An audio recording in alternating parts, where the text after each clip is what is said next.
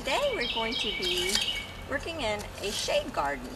Shade gardening seems to be one of my many specialties. What I'm going to do right now is check the soil for what I have discovered in the past few years. Don't know why I hadn't seen them before, but maybe because it's a shade garden. And there it is. There's one right now. There's one right now. What I was just about to talk about. Dangerous. There's some dangerous things in the soil that I never seen before because maybe I was gardening in the sun garden, but looky, there's a snake.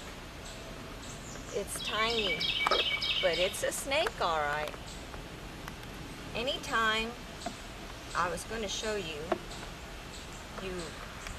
work with the soil, you got to get rid of these guys because you don't want snakes jumping out at you when you're transplanting your little plants and all the pretty things.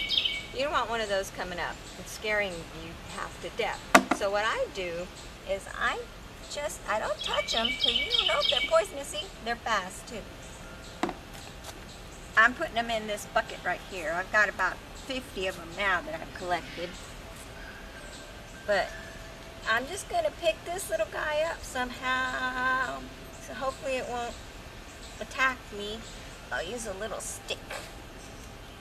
And these little guys, you know what? They're small, but man, I bet they can cause some damage. So be very careful in handling these guys. Also, my cat's coming around. He's gonna get bit by a snake. Also, disposing of these guys, be very careful. I have a neighbor who I give these to because she actually saves these little snakes, and I don't know what she does to them. She doesn't kill them. She tells me that she lets them go somewhere that people like, gardeners like me won't have access to them, and they won't be popping up and scaring me half to death. So she very happily takes them. I've given her probably this past season close to maybe 300 of these little snakes. So my garden is full of them. So you need to be careful.